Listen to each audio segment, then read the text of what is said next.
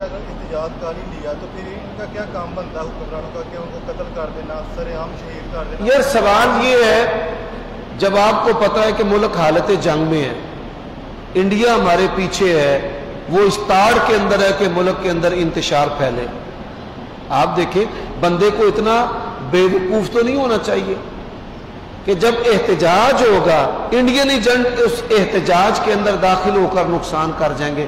S H O کو قتل کر دیا گیا ہے، پولیس والوں کو قتل کر دیا گیا ہے۔ اس سوال کا جواب دیں کہ جب ملک حالت جنگ میں ہے، افغانستان نے ہمارے اوپر حملہ کر دیا ہے،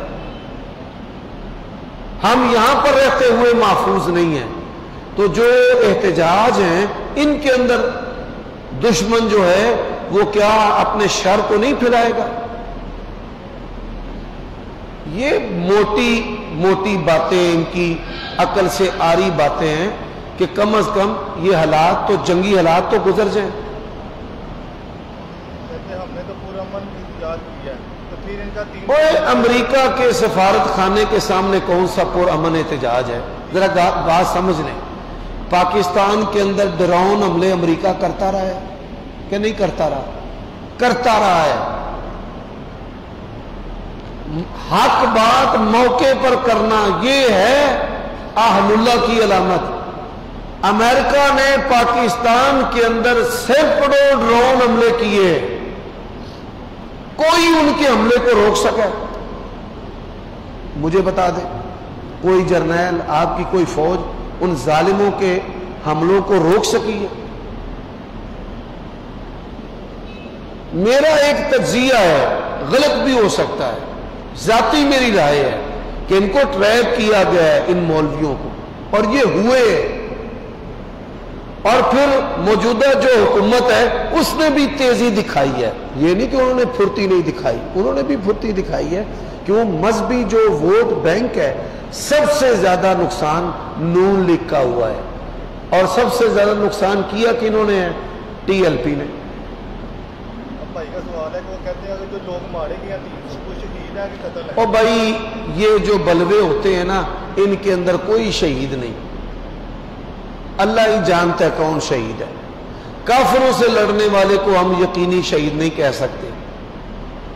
اب ایک ماں کا بچہ آپ نے چھین لیا ہے آپ کی تنظیم اور جماعت نے، تو شہید کے لفظ کے ساتھ ہی ہم ان کو مطمئن کر سکتے ہیں، وگرنہ تو ہمارے پلے شے کوئی نہیں۔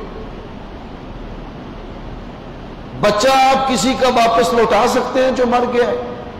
آپ بچہ کو نہیں لوٹا سکتے، نوجوان تو نہیں لوٹا سکتے، تو آپ جو ہے بس یہی ماں کہے گی میرا پتر شہید ہو گیا، میرا پتر۔ اچھا بھائی کون سے اس نے ہندو فتح کیے ہیں؟ کون سے اس نے قادیانی جو ہیں وہ تباہ کیے ہیں؟ ہمیں بھی بتا دیں۔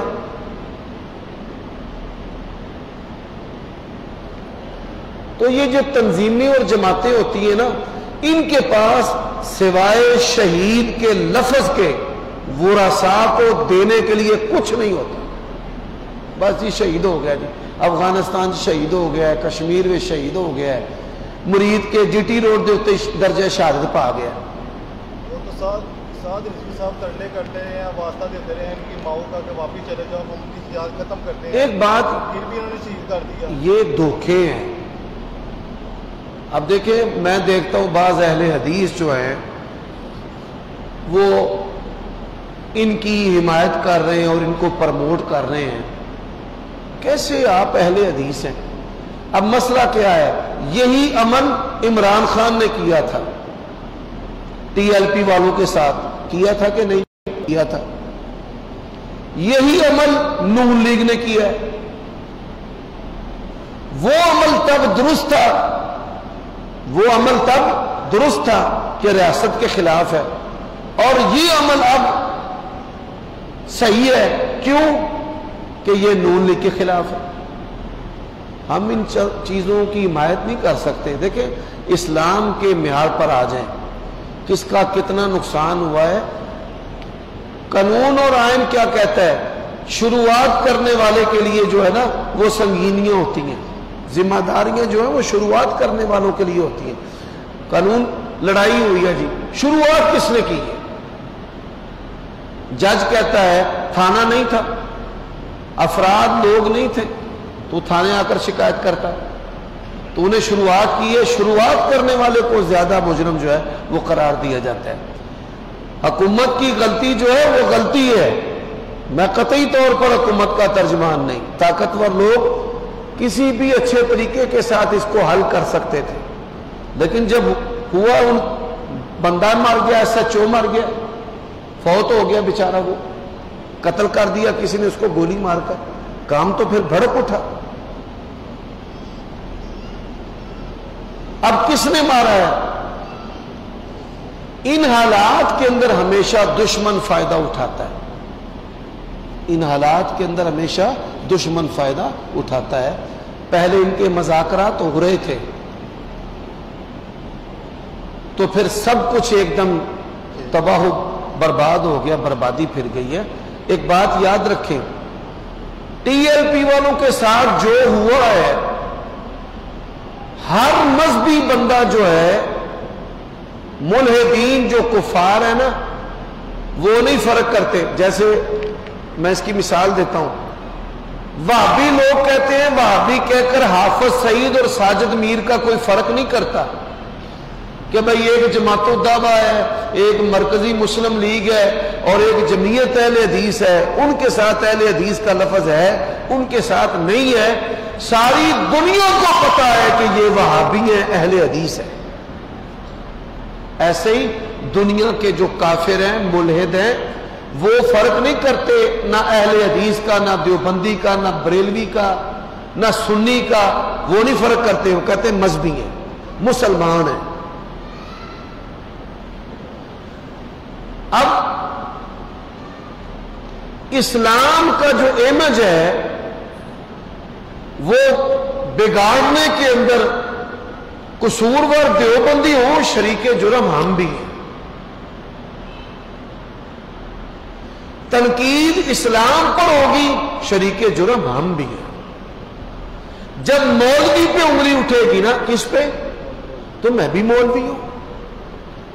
میں نے موٹر ویز ان کو فون کیا کہ میں نے اکاڑے جانا ہے تو میں جا سکتا ہوں، رستے کھل گئے؟ آندھا سارے مولوی نس بھج گئے، مر مر گئے۔ اب ان کو یہ نہیں پتا تھا کہ جو بات کر رہا ہے وہ بھی مولوی ہے۔ تو جو کافر کی اینک ہے، اس اینک سے ہم سب مولوی ہیں، دیوبندی، بریلوی، اہل حدیث کا کوئی فرق نہیں ہے۔ جب کوئی اچھا کام ہوتا ہے تو پھر لوگ فرق کرتے ہیں، جی بریلویوں نے کیا ہے، جی عامر چیمہ جی بریلوی سی، جی غازی علم دین شہید جی بریلوی سی جی۔ اور جب برا ہوتا ہے تو ساری جو برائی کا ملبہ ہے وہ تمام کے اوپر ڈالا جاتا ہے، اس کے اندر ہم اہل حدیث بھی شریک ہے۔ تو اللہ کے بندو، یہی تو میں آپ کو اہل سنت کا منہج سمجھاتا ہوں کہ اہل سنت کا منہج ہے حاکم کے خلاف خروج نہیں کرنا۔ کافروں کے ملکوں میں رہتے ہو یا ملک چھوڑ دو یا اس طرح کی حرکتیں چھوڑ دو،